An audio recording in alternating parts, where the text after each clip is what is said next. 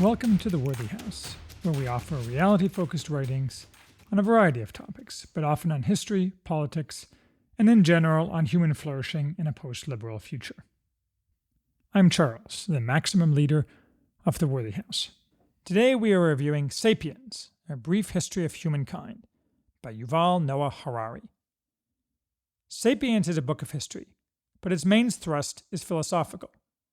It explores, or tries to explore, the conundrum that if man is built to seek meaning, but under modernity there is no meaning to be had, what is man to do? Since the author, Yuval Noah Harari, rejects all meaning as myth, and makes meaning the focus of his book has a split personality. But if you take *Sapiens* simply as longitudinal history, ignoring Harari's sophomoric musings, and if you don't mind the superficial nature of much of his history, you'll have a reasonably good time. *Sapiens* is only 9 years old, but it shows its age from the start of the book. This is because, as David Reich outlines in Who We Are and How We Got Here, the genetic archaeology that allows us to understand our distant ancestors has radically expanded in the past decade, and it has totally changed our understanding. Thus, while Harari offers a reasonable explanation of human prehistory as known in 2010, it's out of date.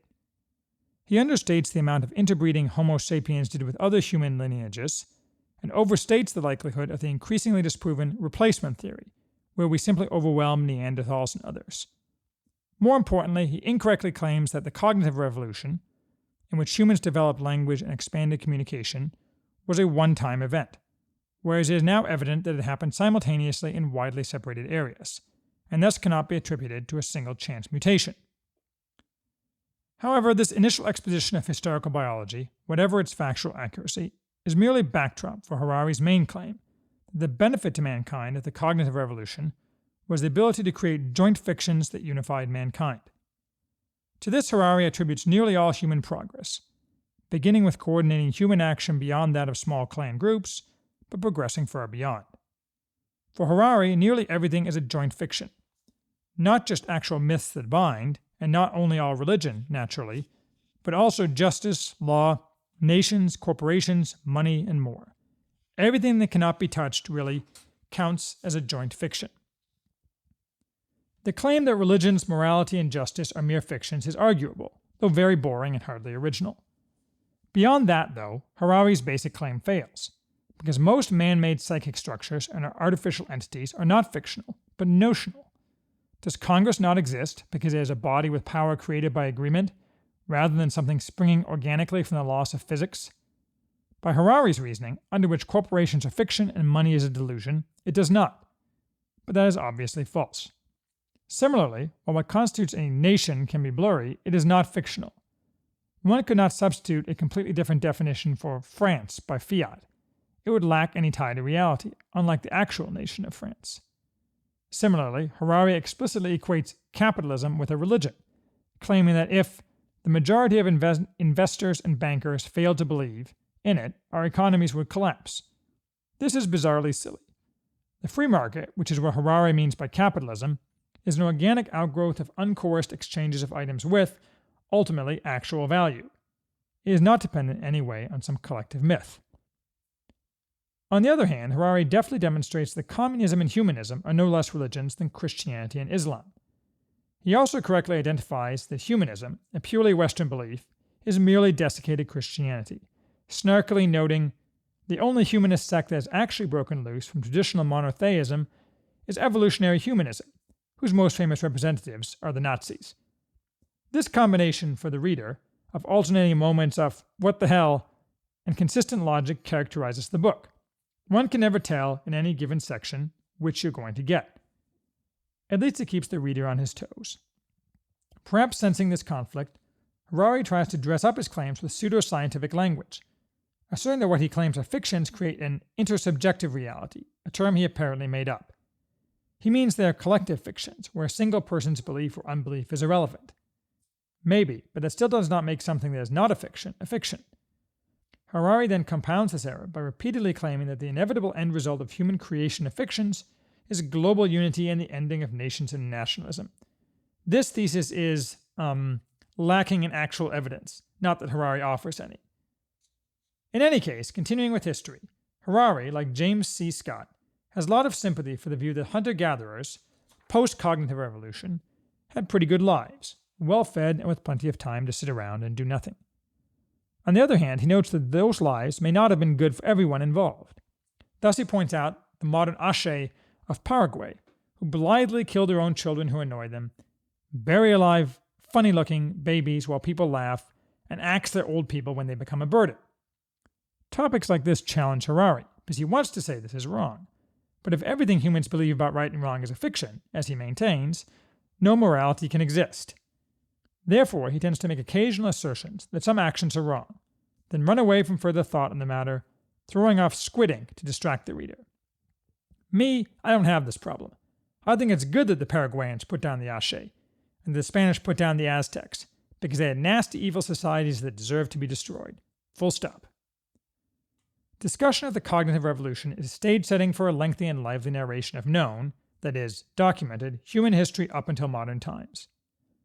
First, humanity expanded, using its new ability to share fictions to better organize and overcome opposition, including that of nature. Then humans developed agriculture in the agricultural revolution, allowing more people to exist, although Harari is very skeptical they were happier people.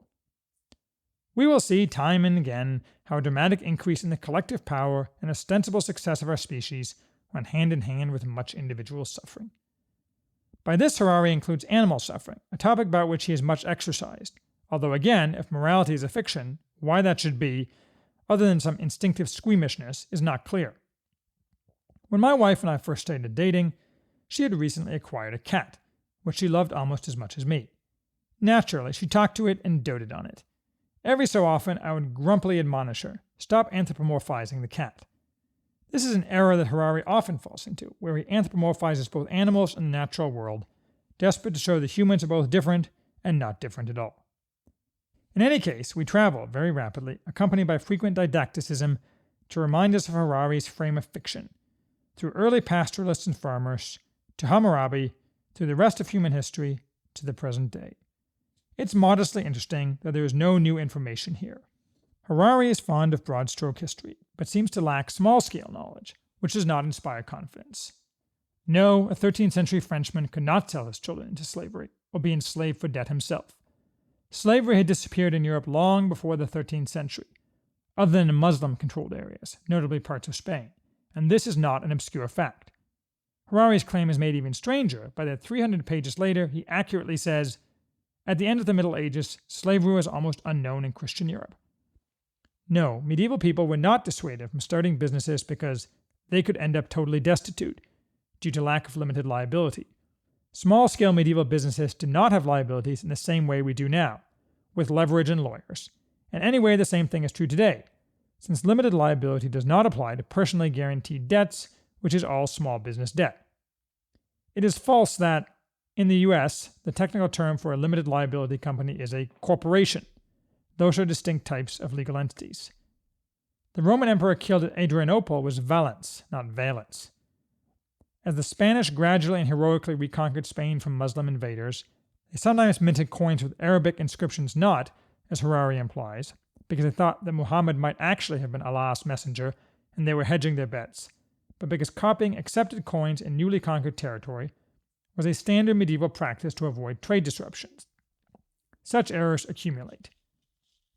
On a more substantial level, Harari ties himself in knots, trying to harmonize the unarguable existence of core and biologically dictated differences between men and women, as shown by many undeniable facts, including the universal existence of patriarchy and the complete absence of matriarchies, with the politically correct illusion that differences between men and women are cultural, that is, in Harari's frame, purely fictional.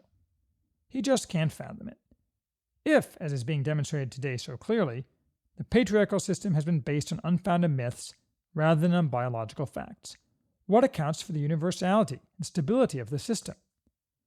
Of course, the word clearly, as usual, indicates something not shown at all, that any unfounded myths exist, and with this covering statement, Harari flees the scene, generously releasing more squid ink.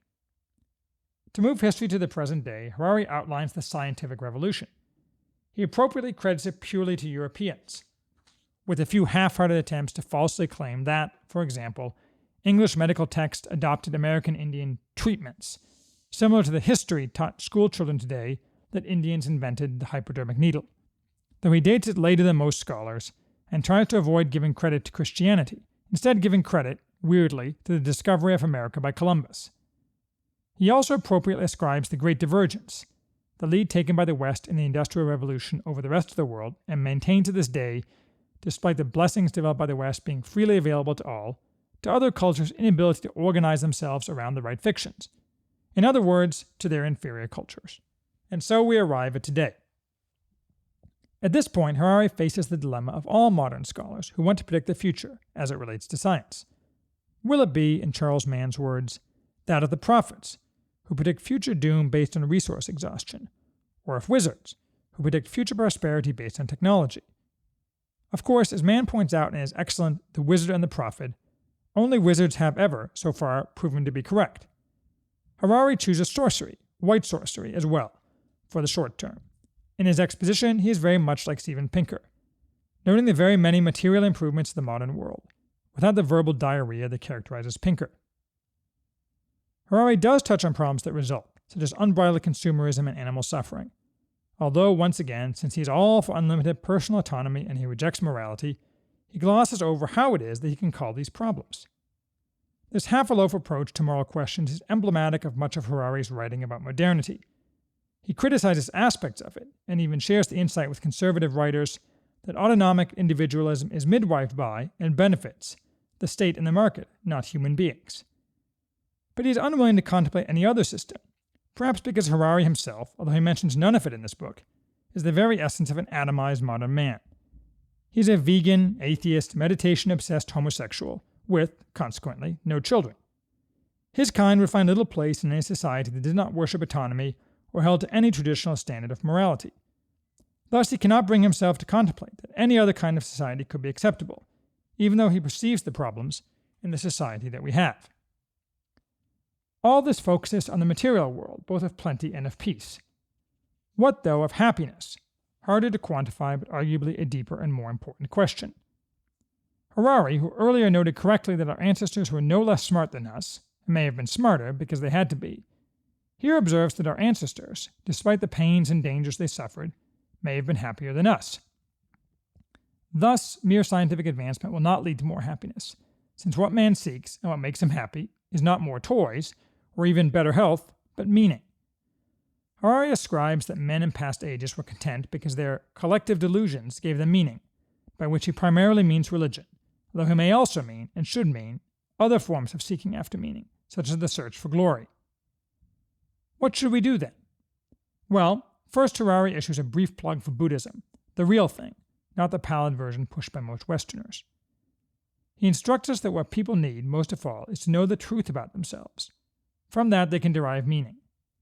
Why that should be is unclear, and it fits poorly with the author's earlier assertion that meaning is derived from collective delusion. No matter, though, since Harari has a solution. He predicts and advocates black sorcery, the destruction of Homo sapiens through our replacement by a predicted, and wholly imaginary, future of some new type of engineered man. Here the book falls apart. In 15 pages, Harari speeds through a superficial but glossy set of fantasies, throwing out terms that sound sexy and telling us that, most likely, the singularity is coming and we will remake humanity from whole cloth. This is all stupid.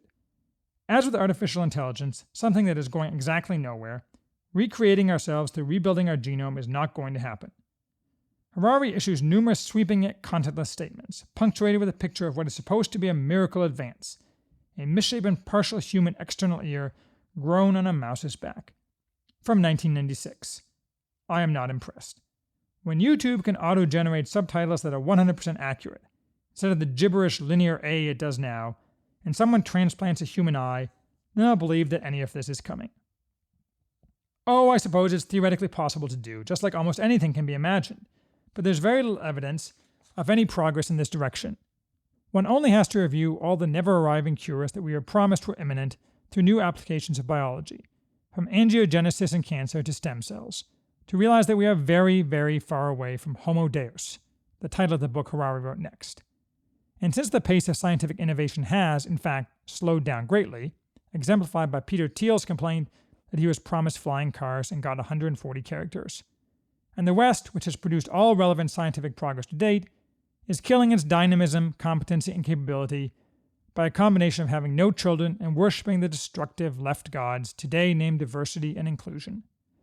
There is no chance whatsoever that any of what Harari predicts will happen will actually happen, not that we should do it if we could. At the rate we're going, unless we remake society rather than remaking ourselves, we'll have less relevant science in 50 years, not more.